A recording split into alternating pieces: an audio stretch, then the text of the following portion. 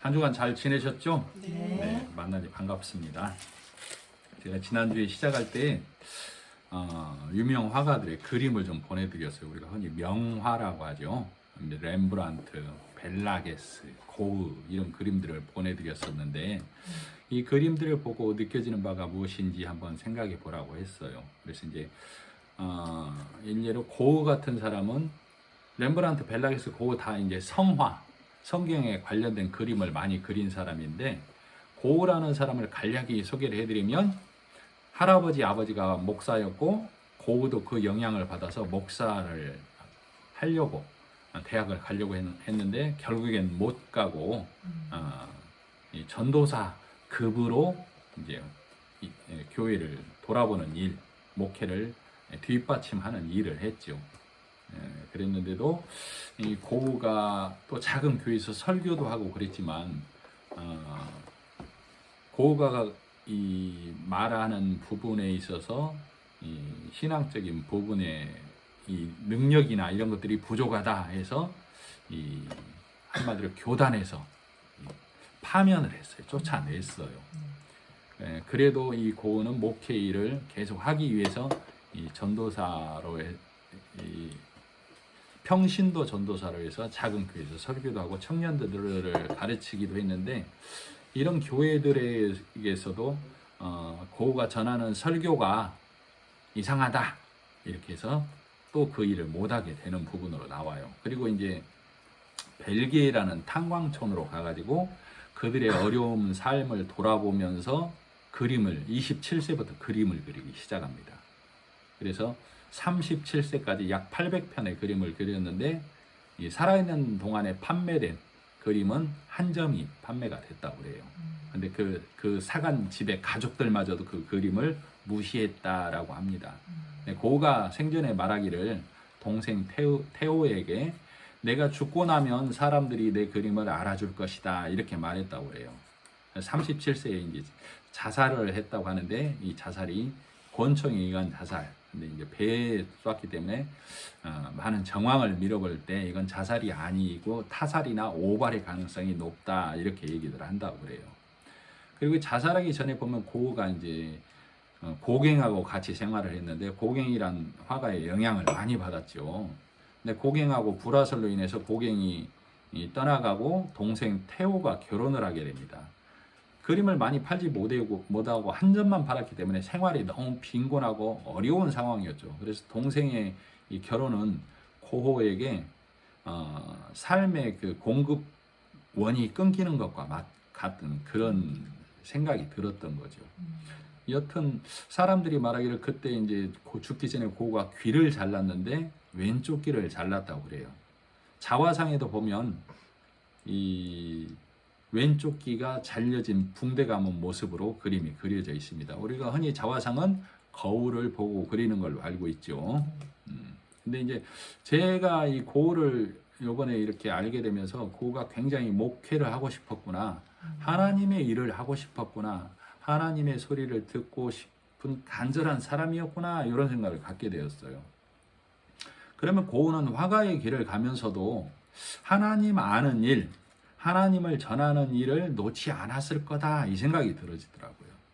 그러면 고흐는 자기가 그림을 통해서 사람들에게 나는 어떤 사람인지 또는 하나님께 나는 하나님께 어떤 사람인지를 표현하고 싶지 않았을까 그런 생각을 해봤어요. 그래서 고흐가 자른 귀가 왼쪽 귀인데 우리가 알기로 자화상은 물론 그 자화상을 거울 보고 그렸는지 아니면 화가들은 꽃을 그릴 때 꼭 실물만 보고 그리는 거 아니에요. 옛날에 제가 무궁화를 전문적으로 그리는 화가하고 한번 얘기해 본 적이 있는데 이 사람은 무궁화를 그리는 이 선이 다 머릿속에 있어요. 그래서 무궁화를 그냥 그려버리는 거예요. 그런 것처럼 고흐도 자기 실물을 늘 거울로 보고 봐놨다가 그림을 그렸는지도 사실은 몰라요. 그러나 우리가 일반적으로 자화상을 접할 때는 거울을 보고 본인을 그렸기 때문에 거울에 비춰진 본인의 모습은 반대로 보이잖아요. 그러니까 고흐가 만일에 내가 성경의 말고라는 사람의 귀를 베드로가 잘라버리잖아요. 그죠? 그러니까 예수님께서 그 말고의 귀를 붙여주시죠. 말고는 제사장들과 서기관들을 따라온 종이에요. 종. 그러니까 예수님이 네가 종으로서 그들 육신의 말을 전하는 자들을 따르지 말고 내가 붙여주는 이 귀, 복음을 듣는 귀가 되어서 나를 따르는 자가 되어라 라는 성경의 구절이 그 안에 숨어 있는 것이죠. 그런 것처럼 혹시 고은은 내가 하나님의 말씀을 듣는 자 되기를 원합니다. 그리고 나는 하나님의 소리를 듣고 싶어 하는 자였습니다 라는 걸 후대에게 전하기 위함, 하나님께 자신을 표현하고자 함이 아니었는가? 그러면 오른쪽 귀를 잘라야 되는데 화가가 내가 오른쪽 귀를 잘랐다는 걸 표현하려면 왼쪽 귀를 자르고 자화상을 그려야만 우리 보는 자 입장에서는 오른쪽 귀가 잘린 걸로 보이기 때문에 고은은 혹시 내 왼쪽 귀를 자르고 그림을 그려야 보는 이가 자가 오른쪽 귀를 잘랐구나 요거까지도 감안해서 혹시 그 귀를 자르지는 않았는지 제가 한번 생각을 해봤습니다.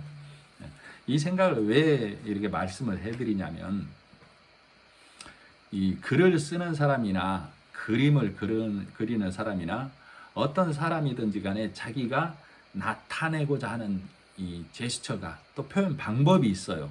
자, 우리 연인들 중에서는 연인이 보내는 메시지, 시그널을 이해하지 못해서 헤어지는 커플들도 많이 있을 거예요. 왜? 말 안 해도 알아줘야 되는 때가 있잖아요. 그죠?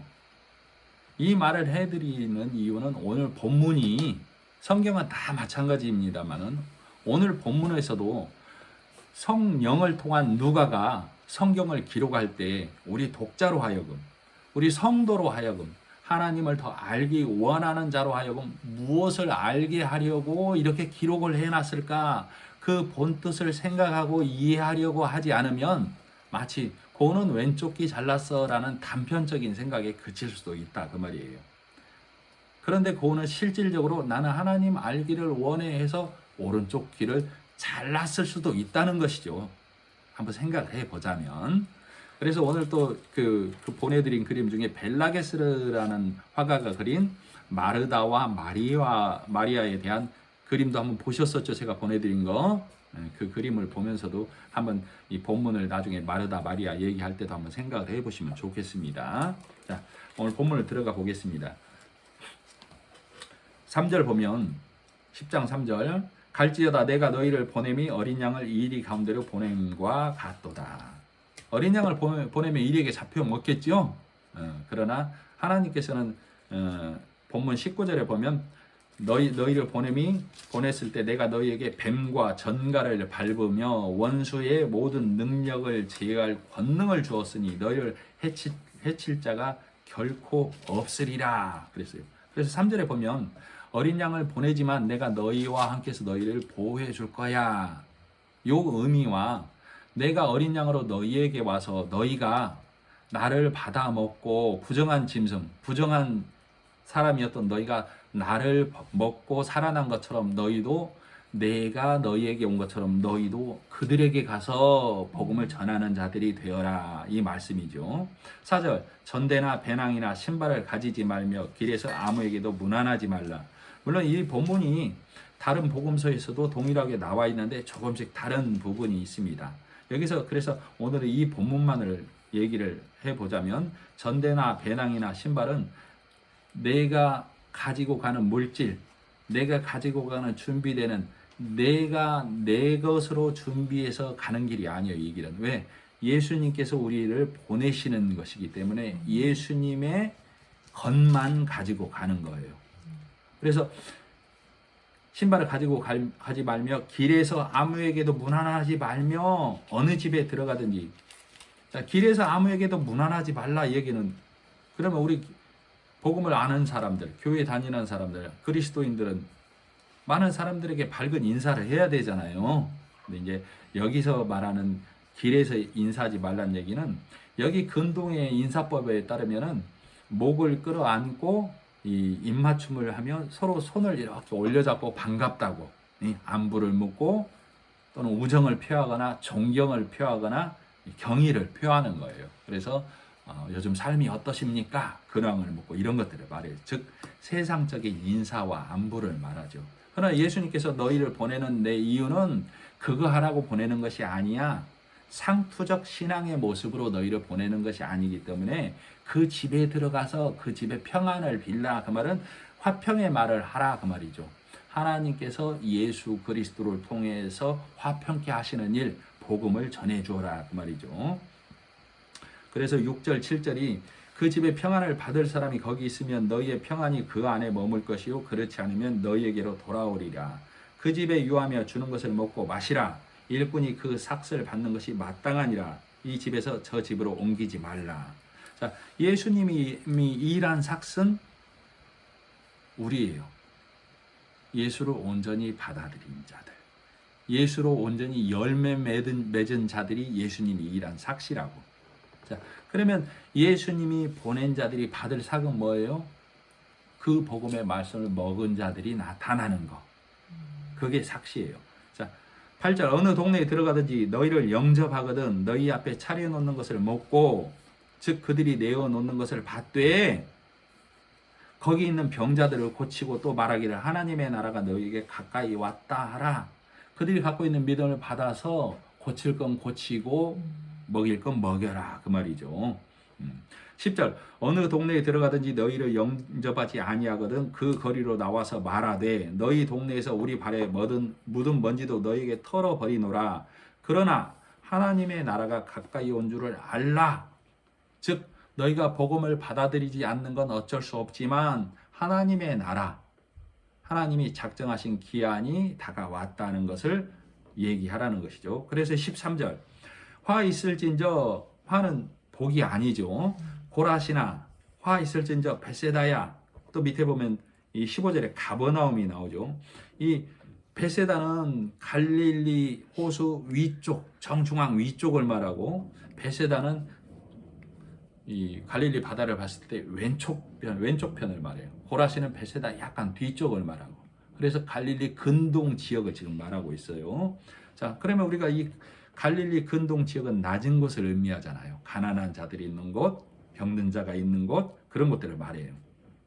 자, 그래서 화 있을진저 고라시나 화 있을진저 베세다야 너희에게 행한 모든 권능을 두로와 시돈에서 행하였다라면, 즉 낮은 곳에 있는 너희에게 복음이 왔는데 너희가 복음의 말씀을 받아들이지 않으면, 예수가 보낸 제자들의 말씀을 듣지 않으면 그들이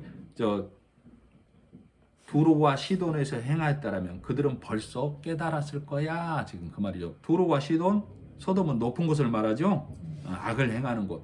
그 악을 행하는 곳에서 복음을 너희에게 하듯이 그들에게 깨우쳤으면 그들은 벌써 회개했을 걸, 이렇게 얘기하고 있는 거예요. 자, 그래서 낮은 곳에 있는 자도 복음을 받아들여야만, 소돔과 고모라와 두로와 시돈도 복음을 받아들이면 하나님의 백성이 될 수 있다. 이걸 얘기하죠. 14절 심판 때에 두로와 시돈이 너희보다 견디기 쉬우리라. 왜? 복음을 전해 주었는데도 받아들이지 않으면 7 귀신이 다시 들어온다고 그랬죠. 그래서 너희가 더 두로와 시돈보다 더 높은 자리에 올라가는 자들이 되어버릴 수 있다. 이걸 얘기하고 있어요. 자, 15절 가버나움아 내가 하늘에까지 높아지겠느냐 음부에까지 낮아지리라. 너희 말을 듣는 자는 곧 내 말을 듣는 것이요 너희를 저버리는 자는 곧 나를 저버리는 것이요 나를 저버리는 자는 나 보내신 이를 저버리는 것이니라 하시니라. 지금 이 말이 무슨 말이냐면, 너희 말을 듣는 자는, 너희가 누구예요? 지금 제자들이 예수님이 보낸 제자들이죠. 이 제자들의 말을 듣는 건 하나님의 말을 듣는 거야. 이렇게 얘기하고 있어요. 내가 너희를 보내는데 너희 입에 내 말을 넣어줬잖아. 나는 하나님으로부터 보내심을 받았어. 그러니까 너희 말을 들으면 내 말을 듣는 거고, 그 내 말을 듣는 건 하나님의 말을 듣는 거야 라고 얘기를 해주고 있는 거예요. 무슨 말씀인지 이해가 가시죠? 그래서 이 1절에서 16절까지가 고라신 베세다 가버나움에 있는 자야 복음을 깨달아라. 그렇지 않으면 너희가 소돔과 두로와 시돈보다 나을 게 하나도 없다. 이렇게 얘기하고 있어요. 즉 듣는 자와 복음을 듣는 자와 복음을 저버리는 자로 얘기를 나눠주고 있어요. 자, 그랬더니 17절 70인이 기뻐하며 돌아와 이르되 주여 주의 이름으로 귀신들도 우리에게 항복하리이다. 이 70인은 완전한 말씀을 가진 자들, 완전한 말씀을 가진 자들을 하나님의 일을 하는 자들로 보냈다 그 말이죠. 예수께서 이르시되 사탄이 하늘로부터 번개같이 떨어지는 것을 내가 보았노라. 이 말은 복음의 말씀을 온전히 받으면 그 심령 안에서 육의 말, 교훈의 말, 이 사람의 말이 나가는 것을 의미해요. 그래서 그 심령 안에 복음의 말이 가득 차는 것을 얘기한다. 19절 내가 너희에게 뱀과 전갈을 밟으며 원수의 모든 능력을 제어할 권능을 주었으니 너희를 해칠 자가 결코 없으리라. 자, 이 뱀과 전갈이 무는 것이죠. 무는 것. 무는 것은 모세의 율법, 계명을 의미해요. 그것이 장로들의 유전으로 바뀌었죠. 자, 이사야 11장을 한번 찾아보겠습니다. 이사야 11장.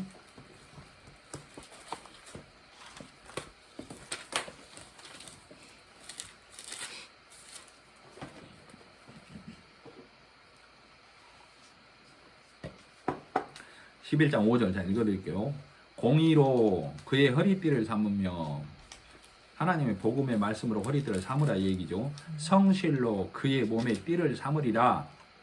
그때 복음을 받아들이면 이리가 어린 양과 함께 살며 표범이 어린 염소와 함께 누우며 성화지와 어린 사자와 살찐 짐승이 함께 있어 어린 아이에게 끌리며 암소와 곰이 함께 먹으며 그것들의 새끼가 함께 엎드리며 사자가 소처럼 풀을 먹을 것이며 젖먹는 아이가 독사의 구멍에서 장난하며 젖된 어린아이가 독사의 굴에 손을 넣을 것이라.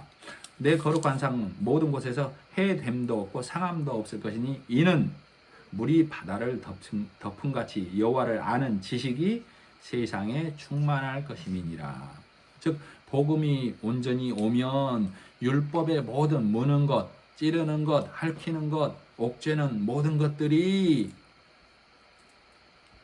물러간다라는 걸 얘기하고 있어요. 그래서 이 지금 다시 본문으로 돌아와서 누가복음 10장 19절 지금 내가 너희에게 뱀과 전갈을 밟으며, 이 얘기는 율법에 앉은 모든 자들이 복음을 전하면 너희 앞에서 허물어질 것이다 이 말을 하고 있어요.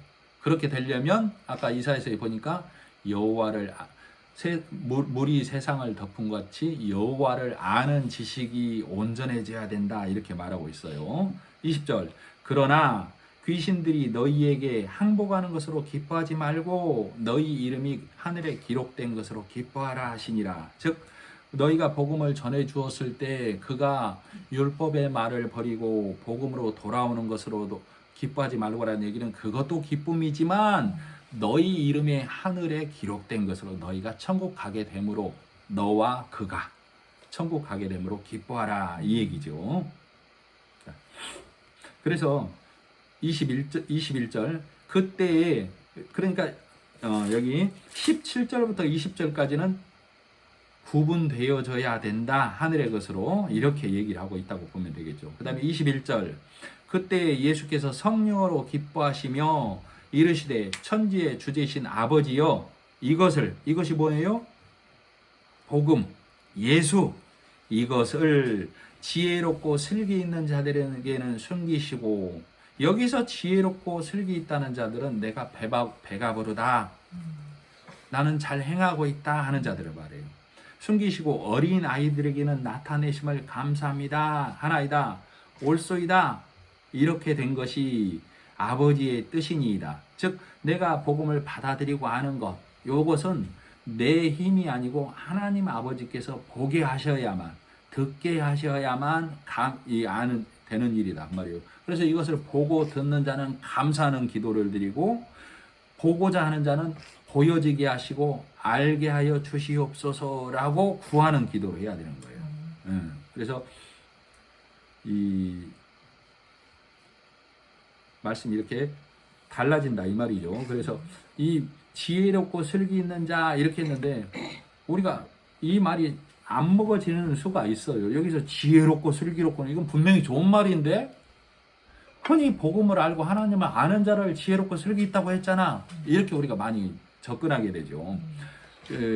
마태복음에 보면 마태복음 13장에 보면 예수님께서 뭐라고 비유해 주냐면 보화 비유, 진주 비유, 그 다음에 각종 물고기를, 천국은 마치 그물을 치고 각종 물고기를 몰아서 끌어낸 것과 같으니, 그물을 이렇게 잡아서 물 밖으로 그물을 끌어내면 각종 물고기가 있는데 그 중에서 좋은 것은 그릇에 담고 못된 것은 버린다라고 그랬어요. 그러면서 이 비유를 뭐라고 하냐면 마치 마지막 날에 천사들이 의인 중에서 악인을 골라내어라고 했어. 자, 의인 중에서면 우리가 의인은 좋은 걸로 알고 있잖아. 의인 중에서 악인을 골라낸다는 얘기가 무슨 얘기예요? 내가 의인이라고 생각하는 자들을 골라낸다는 얘기예요. 무슨 말씀인지 아시겠죠? 그래서 여기 지혜 있고 슬기 있다라고 여기는 자들에게는 숨겨놨다 그 말이에요. 바리새인들이 그런 자들이죠. 그래서 내가 배가 부르다, 내가 높다 그 말이에요. 자, 그래서 이 얘기에 비유된 말 중에 하나가 낙타가 바늘기로 들어가는 것보다 부자가 하늘나라에 가는 것이 더 어렵다라고 그랬어요. 왜? 부자는 배부르니까 노력을 안 해. 그 노력이 뭐예요? 예수를, 복음을 알려는 노력. 이거 안 한다 이 얘기예요. 그럼 낙타는 뭐예요? 부정한 짐승은 예수를 먹으면 살잖아요. 그래서 예수님이 구유에 오셨잖아요. 그래서 낙타가 들어가는 게 더 가능성이 있다 그 말이에요. 복음을 받아들이면. 무슨 말씀인지 아시겠죠? 자, 22절. 내 아버지께서 내게 모든 것을 주셨으니 아버지 외에는 아들이 누구인지 아는 자가 없고 아들과 또 아들의 소원대로 계시를 받은 자 외에는 아버지를 누구인지 아는 자가 없나이다. 제자들을 돌아보시며 조용히 이르시되 너희가 보는 것을 보는 눈은 복이 있도다. 내가 너희에게 말하노니 많은 선지자와 임금이 너희 보는 것을 보고자 했을 때 보지 못하였으며 너희가 듣는 것을 듣고자 했을 때 듣지 못하였느라. 그럼 많은 선지자와 임금이 보고자 했던 게 뭐예요? 예수. 22절. 내 아버지께서 모든 것을 내게 주셨으니 아버지 외에는 아들이 누구인지 아는 자가 없고 아들과 또 아들의 소원대로 계시를 받은 자 외에는 아버지가 누구인지 예수가 누구인지 하나님이 누구인지 아는 많은 선지자와 임금들이 보고자 해서 그러나 몰라. 그들은 왜? 하나님께서 보게 해줘야만 가능하니까. 자, 22절 후반부. 아들과 또 아들의 소원대로 계시를 받은 자 외에는 계시. 계시가 뭐예요? 열어서 보게 하다. 그죠? 10개 보일시잖아요. 열어서 보게 하는 게 계시라고. 자, 그러면 열어서 보게 하는 게 뭐예요? 열어서 보게 하는 거. 말씀. 열어서 보게 하는 것은 말씀이라고. 말씀을 보게 한다고. 내일 일, 미래 일, 장래일이 아니라니까요. 자, 그러면 계시록. 계시록은 무슨 말이에요? 계시록은 열어서 보게 기록한 글. 무엇을 열어서 보게 기록했어요? 구약과 신약을 열어서. 구약과 신약을 열면 뭐가 보여야 돼요? 예수, 복음이 보여야 된다고. 그럼 요한계시록이 뭘 기록한 거예요? 복음을, 예수를 기록한 글이 요한계시록이라고. 그래서 성경 66권이 십계명으로 예수로 함축되어져서 요한계시록을 기록을 하고 있어요. 그래서 오실 예수를 구약에 기록했다면 오신 예수를 신약에 기록해 놨다고. 그래서 요한계시록은 오실 예수와 오신 예수를 통하여 너희가 어떤 자가 되어야 해? 진리의 말씀을 가진 자가 되어야 해라고 요한계시록을 기록해 놨다고. 그래서 구약은 예수님이 일하시는 모형으로 그림자로 기록을 해 놨다면 신약은 마치 너희가 천국에 갈 원형으로 표본으로 예수를 기록해 놨다고. 그래서 예수님이 십자가에 달려서 죽고 부활하셔서 천국 가는 원형으로 너희가 그 길을 따라오라고 기록해 놨다고. 그래서 우리 예수님이 오시고 죽으시고 부활하셨으니, 즉 본을 보이셨으니 너희는 뭘 버리라고? 육신의 말, 육으로 가르치는 말 버리라고. 사람의 교훈으로 가르치는 말 버리라고. 기념일에 창념하는 그거 버리라고. 그래야, 그렇게 해야만 이런 것들이 이 육의 말, 사람의 말, 사람의 교훈, 기념일에 창념하는 이런 것들은 사람을, 즉 성령, 심령을 죽이는 말이라고. 착고에 매는 말이라고. 착고가 뭐예요? 손을 해서 벽에 쇠사슬로 하는 것이죠. 무거운 멍에를 씌우는 거라고 이게 귀신의 말이고 7 귀신이 들어간 말이라고. 자, 그래서 이것을 딴 길로 가는 자들이라고 그래요. 딴 길로. 즉 사람의 말을 먹지 마라. 그래서 요한계시록에 보면 짐승의 숫자라고도 기록해 놓죠. 짐승의 숫 6이 가리키는 말이라고 그래요. 자, 요한계시록 13장을 한번 찾아보겠습니다. 요한계시록 13장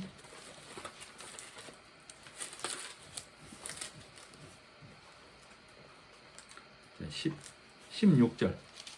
자, 읽어드릴게요. 요한계시록 13장 16절. 그가 모든 자, 곧 작은 자나 큰 자나 부자나 가난한 자나 자유인이나 종들에게 그 오른손이나 이마에 표를 받게 하고 누구든지 이 표를 가진 자 외에는 매매를 못하게 하니 이 표는 곧 짐승의 이름이나 그 이름의 수라. 즉 하나님의 거룩한 복음이 전해져야 할 말씀을 맡은 자의 입에서 사람의 교훈, 사람의 계명으로 가르치면 늙은 자나 어린 자나 누구나 말씀으로 하나님의 말씀이구나 하고 육의 말씀을 받는다 이 얘기예요. 이게 6을 받는다 그 말이라고. 이마에 표를 한다고. 그리고 오른손에 기호를 삼는다는 얘기는 이게 하나님의 말씀이구나. 우리가 지켜서 행해서 하나님께 나아가자. 내 행위를 올바르게 하자. 요걸 말하고 있어요. 그러나 18절, 자, 17절 후반부 이 표는 곧 짐승의 이름이나 그 이름의 수라. 사람의 말씀, 사람의 교훈이란 얘기죠. 예, 성경은 복음을 깨닫지 못한 자를 짐승이라고 해요. 짐승.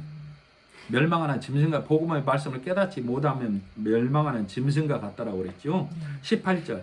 지혜가 여기 있으니 이 지혜는 뭐예요? 복음을 아는 자. 복음을 아는 자는 총명한 자는 그 짐승의 수를 세어보라. 그것이 뭔지 알 수 있어. 그것은 사람의 수니 사람의 말이다 그 말이에요. 6.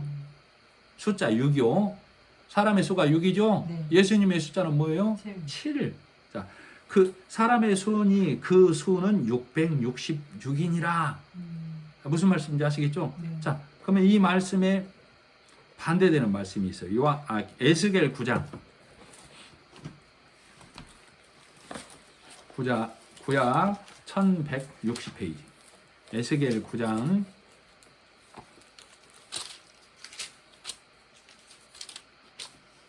좀 깁니다만 한번 아까 요한계시록 13장 읽었을 때와 비교해서 잘 한번 봐보세요. 이건 에스겔에게 임한 하나님의 계시예요. 계시.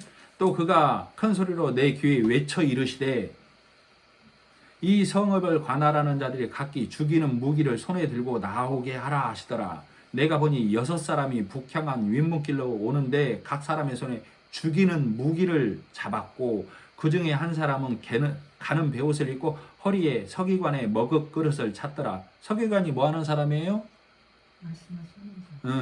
말씀을 쓰는 사람, 먹을 가졌으니까. 그들이 들어와서 놋 제단 곁에 서더라. 놋은 정결케 하는 걸 말하죠. 3절 그룹에 머물러 있던 이스라엘 하나님의 영광이 성전 문지방에 이르더니 여호와께서 그 가는 베옷을 입고 서기관의 먹 그릇을 찬 사람을 불러 여호와께서 이르시되 너는 예루살렘 성읍 중에 순행하여. 예루살렘 성읍은 뭘 나타내요? 교회. 그 가운데서 행하는 모든 가증한 일로 말미암아. 자, 예루살렘 성읍이 지금 가증한 일이 성행하고 있다는 얘기죠. 이 일을 보면서 탄식하며 우는 자, 즉 이 성전이 어찌하여 이렇게 회파되고 어찌하여 우상이 넘쳐나고 있습니까? 하나님, 그냥 보고만 있을 겁니까? 하나님. 이 우는 자, 이 우는 자의 이마에 표를 그리라. 뭘로? 먹으로. 이 먹이 뭘 나타내요? 그럼 복음의 말씀을 가진 자라고 표해준다 그 말이에요. 자, 5절 그들에 대하여 내 귀에 이르시되 너희는 그를 따라 성읍 중에 다니며 불쌍히 여기지 말며 긍휼을 베풀지 말고 쳐서 누구에게 하는 거예요? 서기관 뒤에 칼을 가진 자 6 무기를 2절에 보면 내가 보니 6사람이 북향한 윗문 길로부터 오는데 각 사람의 손에 죽이는 무기를 잡았다고 그랬죠? 이거 갖고 가는 자들에게 말하는 거예요. 성읍 5절 중반 그를 따라 성읍 중에 다니며 그가 누구예요? 서기관 얘기죠? 서기관이 먹으로 이마칠한 자를 따라다니며 이마에 먹 없는 자들을 죽이라 이 얘기예요. 자, 6절 늙은 자와 젊은 자와 처녀와 어린이와 여자를 다 죽이되 이마에 표 있는 자에게는 시작 가까이 하지 말라. 내 성소에서 시작할지니라. 내 성소가 어디예요? 복음을 전하는 자리에서부터 하심에 그들이 성전 앞에 있는 늙은 자들로부터 시작하더라. 자, 이 말이 무슨 말이에요? 자, 요한계시록 아까 읽어주면 요한계시록 13장은 한마디로 세 글자로 말하면 666 사람의 소리. 그거 먹지 마. 그럼 다 죽으니까. 그럼 에스겔 9장은 세 자로 말하면 뭐예요? 777 복음의 소리만 네 이마에 갖고 있어. 그렇구나 하고 네 심령에 갖고 있어. 그럼 너는 그 화를 면하니까 그 말이에요. 자, 그래서 이 말씀을 다시 해드리면 7은 완전한 수잖아요. 언약의 숫자, 예수님의 숫자죠. 완전수라고. 그럼 6은 무슨 수예요? 사람의 수, 그 짐승의 수라고 오잖아요. 그래서 불완전한 수라고 내가 나타내는 수는. 근데 교회에서 예수님의 복음이 아닌 무슨 말이 계속 성전에서 흘러나와요? 사람의 말 교훈으로 행해라 지키라 이것만 말하잖아요. 그래서 요한계시록에 보면 여자 뒤에서 교회 뒤에서 뱀이 강같이 물을 토해낸다고. 하나님의 말이라고. 교회가 말씀이 없으면 다 떠내려가 버린다고. 뭘로? 육의 말로.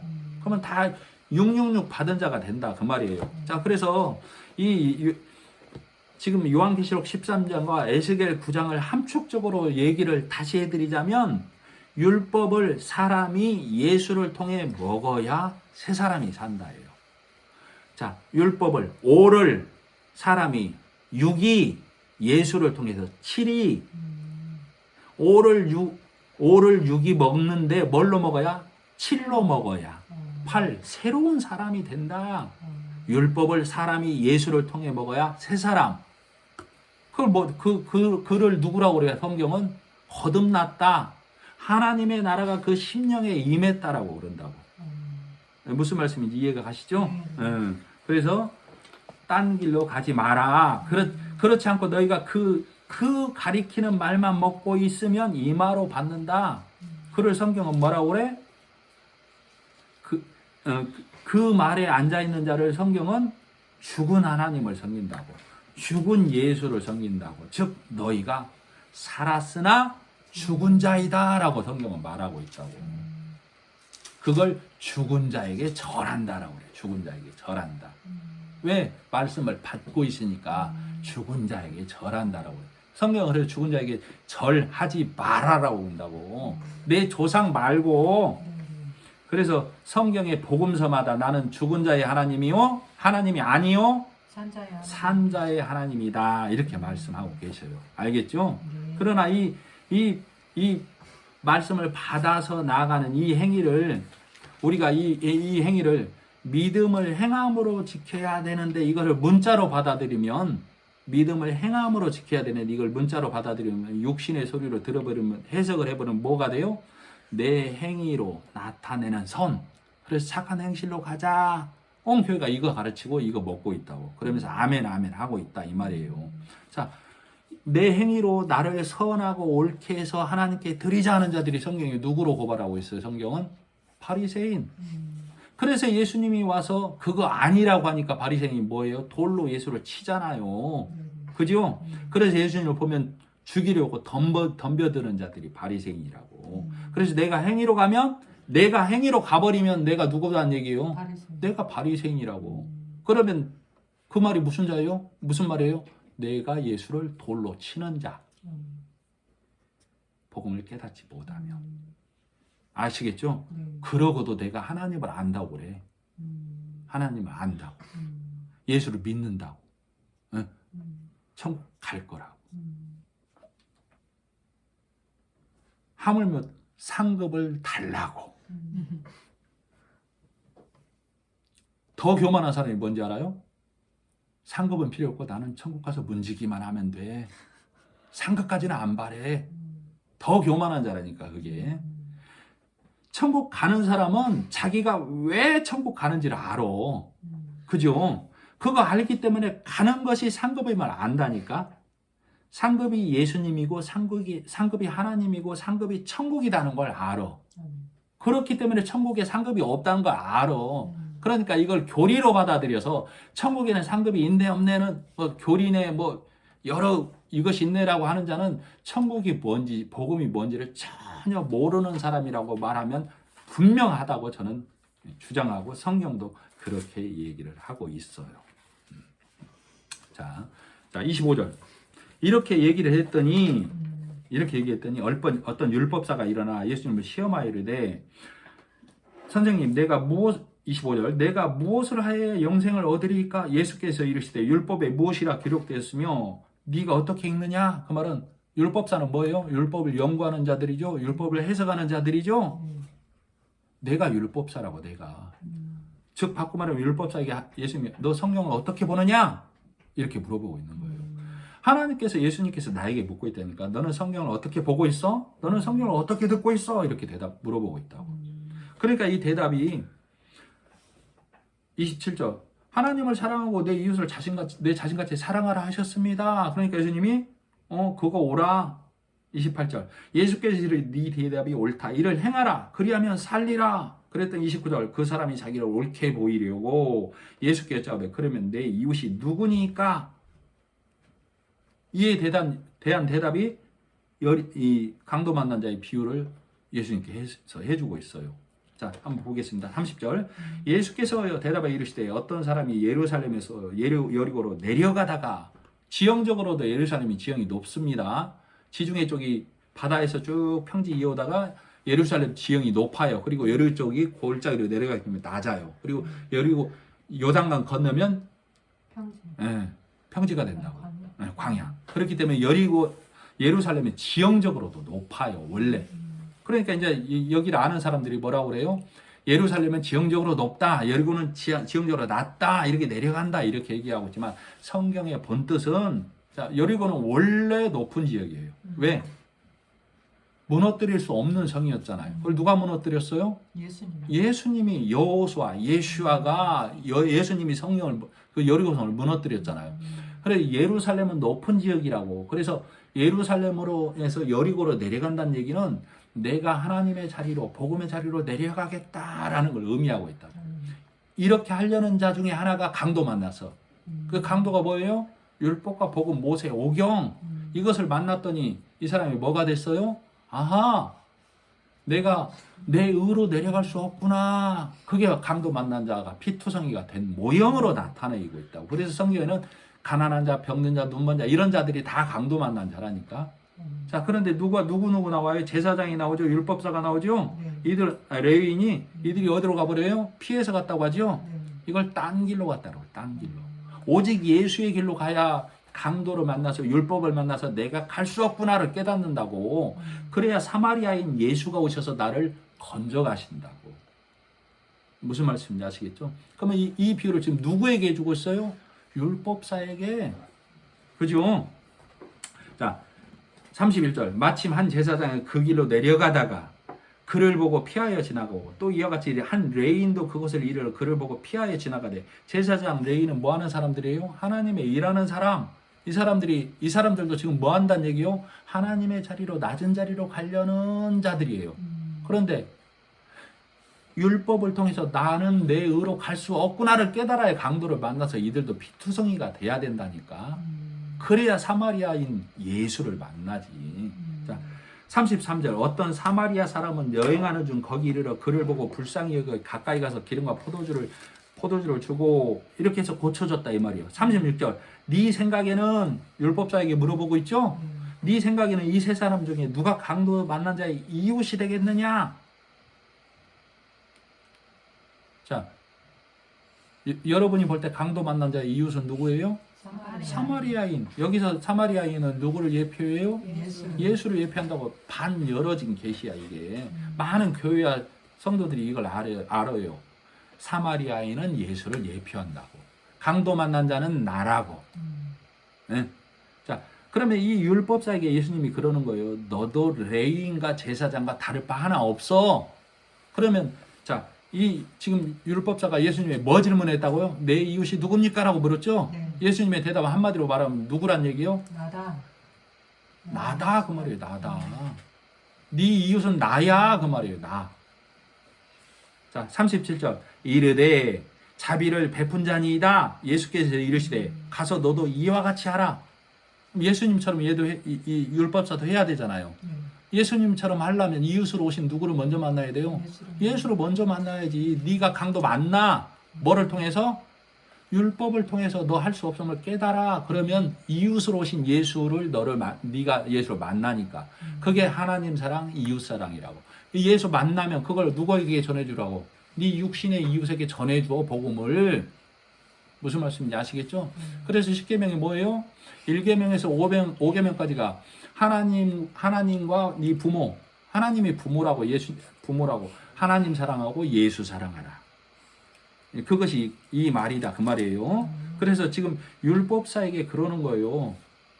네가 이것을 행하려면 예수를 만나야만 해. 친아마 네가 성경을 어떻게 듣느냐? 친아마 성경을 네가 어떻게 해석하느냐라고 저에게 질문하셨어요. 그래서 하나님 저는 볼 줄 몰라요. 들려주세요. 알려주세요. 이렇게 기도했더니 하나님께서 보여주시고 들려주셨어. 그래서 저는 이걸 보는 자가 되어서 이걸 여러분께 먹여드리고 있는 거예요. 제 누구 입을 통해서 이 더러운 입을 통해서 성령이 여러분에게 이 공급해주고 있는 거라고. 자, 지금 보니까 단락마다 이 성경을 문자로 풀어오고 있어요. 복음으로 풀어오고 있어요. 복음으로 풀어오고 있다고. 지금 누가 복음서잖아요. 복음서, 율법서가 아니잖아요. 자, 그러면 마르다와 마리아 얘기도 이 문자로 풀어야 되겠어요? 뭘로 풀어야 되겠어요? 복음으로 풀어야 된다고, 복음으로. 자, 한번 보겠습니다. 그들이 길 갈 때에 예수께서 한 마을에 들어가심에 마르다라 이름하는 한 여자가 자기 집으로 영접하더라. 그에게 마리아라는 동생이 있어 주의 발치에 앉아 그의 말씀을 듣더니 마르다는 준비하는 일이 많아 마음이 분주한지라. 자, 여기서 많은 말씀을 보는 성도와 설교자들이, 교회가, 마르다는 하나님의 일을 행하는 자, 마리아는 말씀을 듣는 자. 그래서 우선순위이기도 하고 말씀을 듣는 것이 중요하고 하나님의 일을 하는 것도 중요하다. 마르다가 받쳐주지 않으면 하나님의 일이 진행될 수 없다라고도 보기도 하고, 말씀을 듣는 자는 누구는 말씀을 듣는 자가 우선이라고 하고, 누구는 말씀을 듣는 자를 넘어서면 일하는 자가 된다. 이렇게도 보기도 해요. 자, 그러면 이걸 뭘로 푸는 거예요? 복음으로 안 푸는 거라고. 자, 복음으로 풀려면 지금 풀어왔던 것처럼 마리아와 마르다가 확연히 차이가 돼야 돼요. 마리아는 하나님의 말씀을 듣는 자, 마르다는 내 일을 하는 자. 그래서 이 누가복음을 통해서 누가는 성령을 통해서, 자, 이 부분을 이렇게 정확히 기록한 부분은 여기밖에 없어요, 사실은. 다른 데는 더 좀 약하게 기록이 되어 있는데, 누가는 이 마르다를 바리새인으로 고발하고 있어요. 바리새인으로. 그러면 혹자는 그럴 거라고 요한복음을 안 봤냐고. 요한복음 11장 한번 보겠습니다.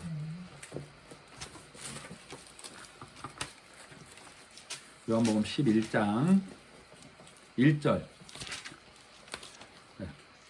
요한복음 11장 1절. 어떤 병자가 있으니 이는 마리아와 그 자매 마르다의 마을 베다니에 사는 나사로라. 5절. 예수께서 본래 마르다와 그 동생과 나사로를 사랑하시더니, 이 병들었다 함을 듣게 되죠, 예수님께서. 그러니까 이제 예수님께서 그 지역에서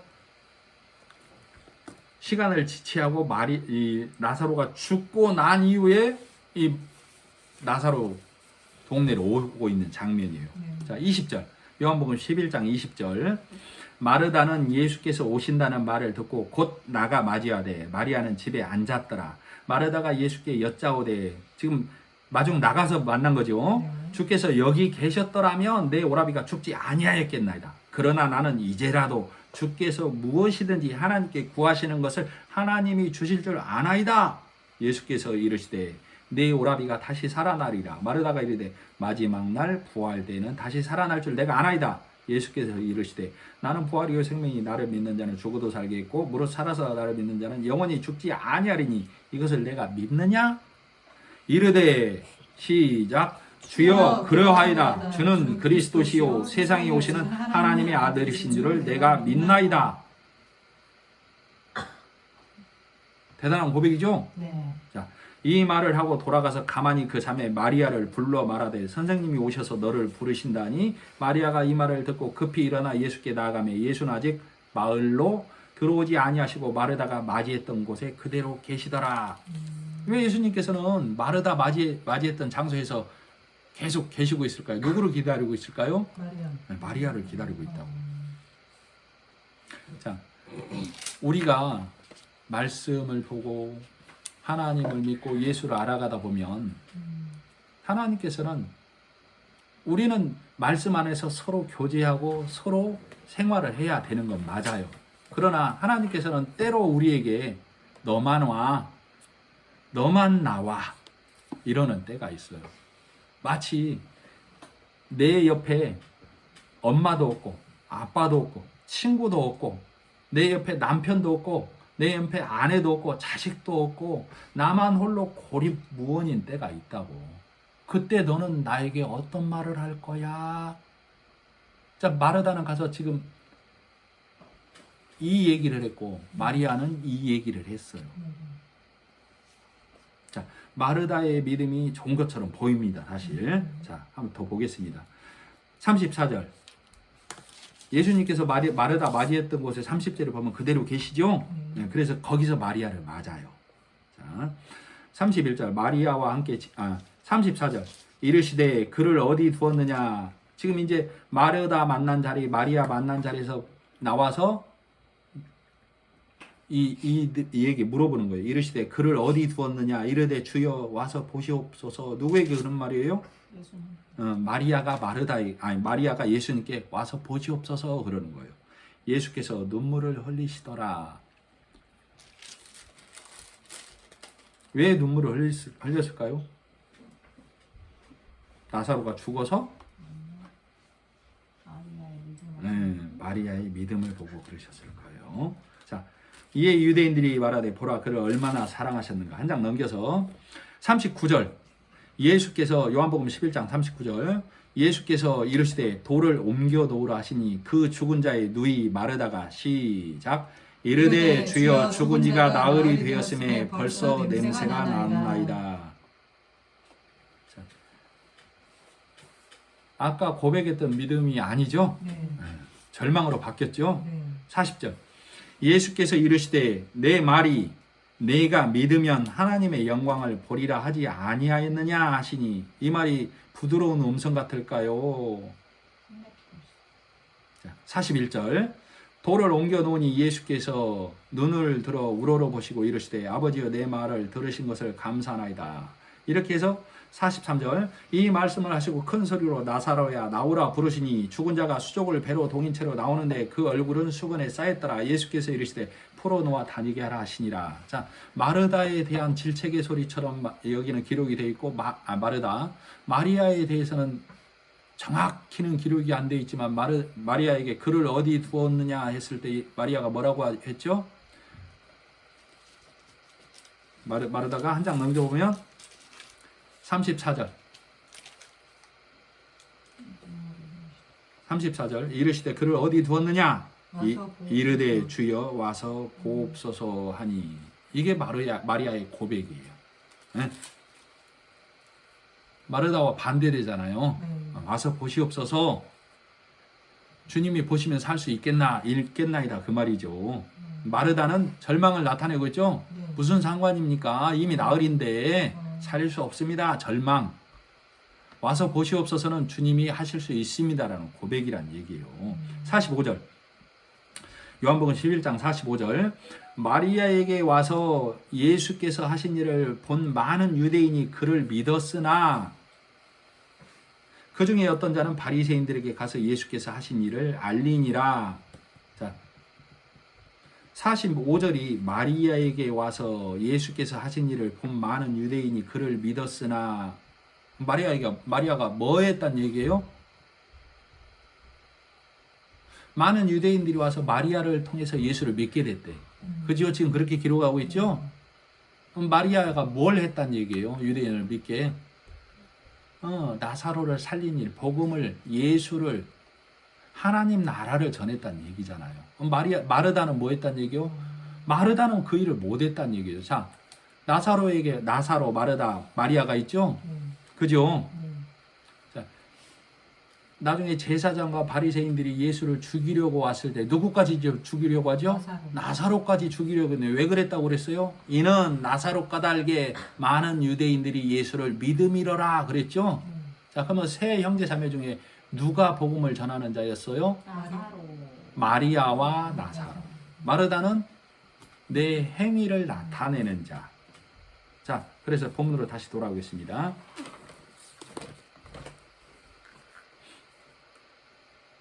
자, 그래서 이 마르다는 자, 어디로 보면 마르다 40절. 마르다는 준비하는 일이 많아 마음이 분주한지라.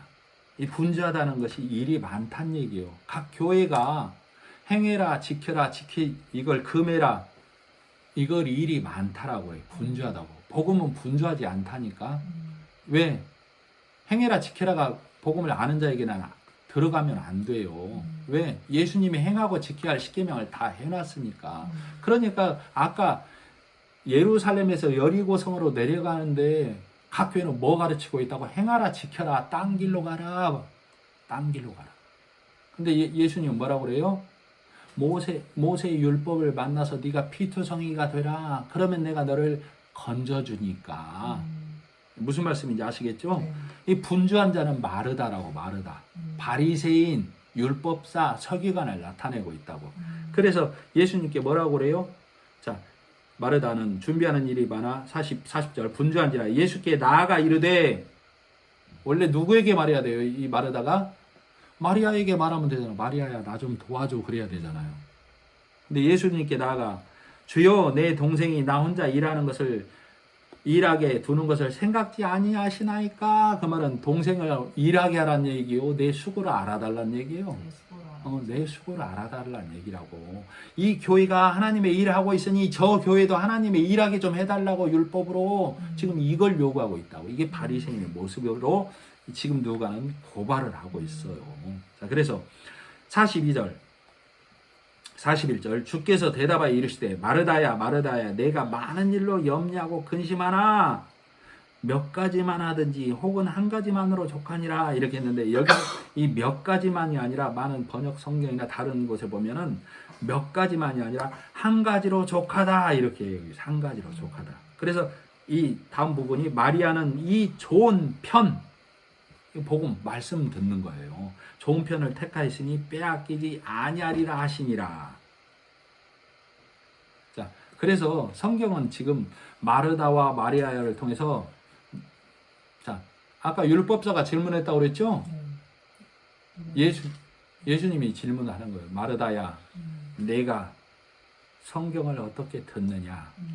마르다야, 성경을 내가 어떻게 보느냐? 마르다의 대답이 뭐예요? 내 수고와 내 애씀으로 하나님을 섬기고 예수를 섬길 겁니다. 그러니 마리아도 좀 그렇게 일하게 말씀 먹여주세요. 누가? 바리새인이. 예수님께서 그러는 마리아야 내가 말씀을 어떻게 듣느냐? 어떻게 보느냐? 나에게 찾아오신 생명의 떡으로 예수가 드려짐으로 내가 살고 이 떡, 이 말씀을 먹고 마심으로 내가 저들에게 전해줘야 할 사명을 가진 자임을 내가 알게 되었습니다. 이게 마리아의 고백이라고. 그래서 마리아가 나중에 예수님의 장사를 준비하는 자. 그래서 예수님께서 복음이 전해지는 곳마다 이 일을 기념하여 전하라고 했죠. 그래서 마르다와 마리아의 일을 누가는 성령을 통해서 이렇게 해부해서 우리에게 보여주고 있는 거예요. 네가 마르다의 길로 가지 말고 행하는 자의 길로 가지 말고 말씀을 듣는 자, 말씀을 듣고 지키는 걸 행한다라고 해요. 말씀을 듣고 지켜 행하라. 그것이 지키는 자, 행하는 자야. 이렇게 성경은 얘기하고 있어요. 무슨 말씀인지 아시겠죠? 그래서 우리는 이 마르다와 마리아를 통해서 내가 말씀을 어떻게 보고 어떻게 들어야 되는지를 우리가 고백하는 자의 자리에 가야만 하나님의 일을 하는 자가 됩니다. 네, 말씀을 마치고 기도하겠습니다. 하나님 아버지 은혜를 감사합니다. 많은 선지자와 임금이 내가 보는 것, 우리가 보는 것을 보고자 했으나 보지 못했다고 했습니다. 하나님께서 우리에게 예수 그리스도를 통하여 보여주신 것, 예수님과 하나님을 아는 이 일을 우리 귀에, 우리 눈에, 우리 입에 주심을 감사하며 이 말씀으로만 하나님을 찬양하는 자리에서 나아가게 하여 주심을 감사하며 예수님의 이름으로 기도드립니다. 아멘.